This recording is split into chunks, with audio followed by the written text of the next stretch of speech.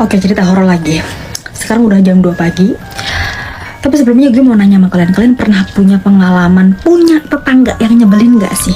Contohnya kalau kalian beli apapun, mereka tuh pasti kepanasan. Kalian beli kipas, mereka yang muter. Kalian beli kompor, mereka yang panas gitu. Kayak gak habis pikir. Masih mending ini diiriin. Tapi kalau misalkan sampai disantet, seperti cerita kali ini, gue dapet cerita horor dari seseorang yang gue gak bisa sebutin namanya, tapi kita sebut aja namanya Siti. Siti tuh punya pengalaman di mana keluarganya tuh disantet oleh salah satu tetangganya. Kenapa? Perihal masalah sepele doang. Siti juga nggak tahu kenapa nih orang selalu iri sama keluarganya Siti. Salah satunya waktu dulu. Nah, Siti bilang kalau rumahnya itu kan mulai roboh, kayak bukan roboh ya, kayak gimana sih, kurang layak buat ditempatin gitu kan, mungkin bocor kayak gitu. Suatu ketika keluarganya Siti mempunyai rezeki lebih. Nah, keluarga Siti memilih untuk membeli motor. Nah, tetangganya ngomong kayak gini, lah beli motor, emangnya mau tidur di motor gitu? Rumah mau roboh tapi malah beli motor. Terus masalahnya kenapa gitu loh kan? Aneh. Kan maksudnya beli motor juga bisa buat melancarkan mencari rezeki yang lebih. Nanti duitnya bisa buat merenovasi rumah. Kan bisa kayak gitu. Gak tahu nih orang punya dendam apa nih kan. Jadi dulu juga Siti tuh pernah nih kan, dia tuh lagi main-main di depan rumah. Wah, gimana sih kalau anak kecil lagi main-main rame kan? Terus tetangganya tuh bilang, hah diam katanya. Terus Siti ya cuek aja, karena dia kan kayak apaan sih. Terus lo tau apa yang dilakuin tetangganya? Dijewer itu sampai kencang banget, sampai emaknya Siti tahu gitu. Jadi semenjak saat itu emaknya juga kurang begitu akrab sama tetangganya lagi setelah kejadian Siti dijewer tetangganya. Kayak what gitu loh.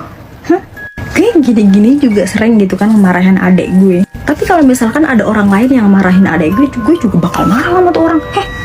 Lu ngapain marahin adek gue? Yang bisa marahin cuman gue doang. Lu gak boleh marahin dia Sorry, gak boleh saru. Kita lanjut ceritanya. Nah, jadi ceritanya waktu dulu itu pas kakaknya Siti sekitar kelas 8 SMP. Pada saat itu kakaknya itu sering mengeluh sakit di bagian perutnya.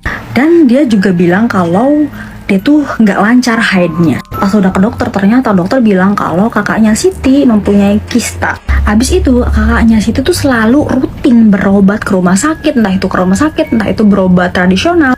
Itu berobatnya sampai dia tuh kelas 9 SMP. Suatu ketika bapaknya Siti tuh mau ngejemput kakaknya Siti di sekolah. Beliau nungguin di depan gerbang sekolah. Kenapa? Karena nantinya kalau udah selesai sekolah dia langsung bawa ke tempat terapi, berobat dong, nih kan.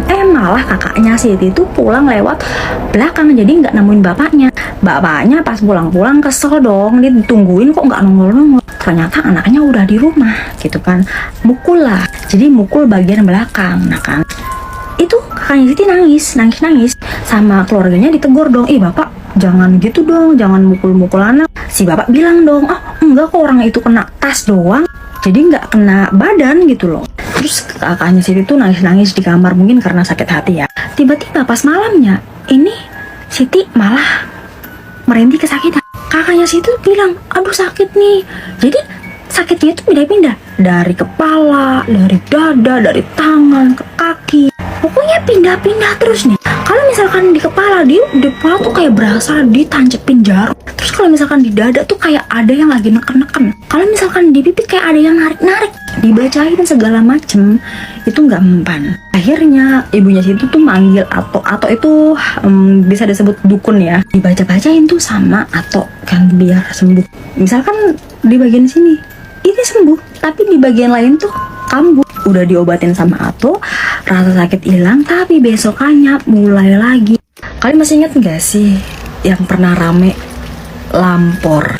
Menurut artikel yang gue baca, lampor istilah yang dikenal berkaitan dengan keranda terbang di Jawa. Konon katanya ada makhluk tak kasat mata yang membawa keranda tersebut untuk lalu lalang di sebuah lokasi. Seseorang yang keluar di malam hari dan melihat lampor tersebut akan hilang tak kembali. Pernah denger juga sih, di kampung gue juga ada yang kayak gitu, cuman gak terlalu heboh kayak yang kemarin sempat viral itu. Waktu itu juga pernah ada yang cerita di Instagram gue perihal lampor dan dia menceritakan pengalamannya sendiri. Oke, kita langsung aja ke ceritanya ya. Cerita ini datang dari akun yang bernama Gustiana. Dia menceritakan pengalaman horornya pas dia masih kecil. Nah, mungkin sekarang dia masih inget betul apa yang udah terjadi pada waktu itu. Oh ya, kejadian itu di Temanggung, Jawa Tengah. Di kampungnya pada saat itu bener-bener masih asri banget, indah. Tapi dibalik keindahan desanya itu ada fenomenal yang disebut lampor. Jadi pas waktu itu Gustina itu masih ngerasain yang namanya belum ada listrik. Dan pada saat itu mandi pun itu masih kayak mandi di pemandian umum. Jadi kalau mandi itu dia harus ke bukit yang agak tinggi. Di situ ada tempat pemandian umum. Otomatis warga-warga sekitar itu mandinya di situ. Nah, kejadiannya itu pada hari Kamis. Anak-anak pada rame-rame mandi di situ. Sekitar jam 3 sorean lah, masih terang banget. Nah, Gustina dan teman-temannya itu mandi di situ bareng-bareng sambil main-main. Dan warga-warga di situ pun ketika mereka mandi, mereka juga membawa air, entah itu buat masak dan sebagainya nih kan. Singkat ceritanya nih kan, pas Gustiana lagi pada mandi, nah diingetin sama ibu-ibu yang ada di situ. Nanti kalau udah denger suara azan, cepat-cepat pulang. Karena berhubung pada saat itu masih sekitar jam 3-4an, jadi berasa kayak masih siang. Gustiana dan temen-temennya itu pada kayak enggak didengerin gitu loh. Lah, masih siang gini ya kan. Ibu-ibu tuh memperingatin kalau mereka tuh harus pulang sebelum maghrib. Tapi Gustiana dan teman-temannya bilangnya cuman iya doang gitu kan, gak didengerin. Nah, pas lagi mandi, asik-asik mandi, mereka tuh ngedenger suara azan asar. Nah, di situ kan temennya si Gustiana, sebut aja A ya. Si A ini bilang ke Gustiana dan temennya Gustiana si B, ayo cepet pulang, bentar lagi maghrib, katanya gitu kan. Terus Gustiana sama si B ini bilang, Allah, maghrib juga masih lama, baru juga azan asar, katanya gitu. Nah, pas lagi main-main kayak gitu, Gustiana nyeletuk kayak gini ngomong, kalian percaya lampor nggak sih? Emang pada saat itu lagi rame-ramenya tuh lampor. Makanya Gustiana nanya kan. Terus kata si A, karena berhubung dia tuh anaknya paranormal gitu loh, terus dia jawab, ya percaya nggak percaya. Nah, sedangkan si B bilangnya nggak percaya, orang aku belum pernah lihat, katanya gitu. Habis itu mereka bergegas pulang. Suasana udah mulai gelap nih kan. Mereka itu memasuki pedesaan dari arah bukit. Tiba-tiba dari belakang kedengeran suara kayak gini, welwo kayak gitu, welwo. Terus spontan mereka nengok dong. Pas mereka nengok ke belakang, itu mereka ngeliat ada keranda terbang. Dan suaranya tuh kan kayak gemuruh kencang gitu loh.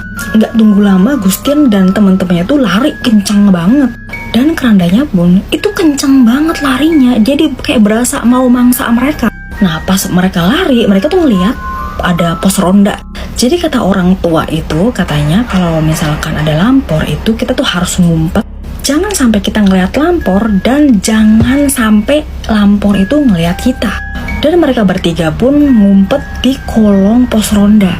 Di situ suaranya makin kenceng banget, welwo kayak gitu. Karena mereka masih kecil ya kan, mereka sampai ngompol. Dari yang katanya di situ Gustiana melihat jelas apa itu lampor. Nah, apa itu welwo? Welwo itu artinya dijawel lan digowo atau dicolek dan dibawa pergi. Nah, begitulah ceritanya guys. Mungkin gak terlalu serem ya. Cuman kalau kalian jadi Gustiana nih, itu apa yang bakal kalian lakuin kalau misalkan kalian ngeliat lampor? Kalau gue mungkin pingsan duluan.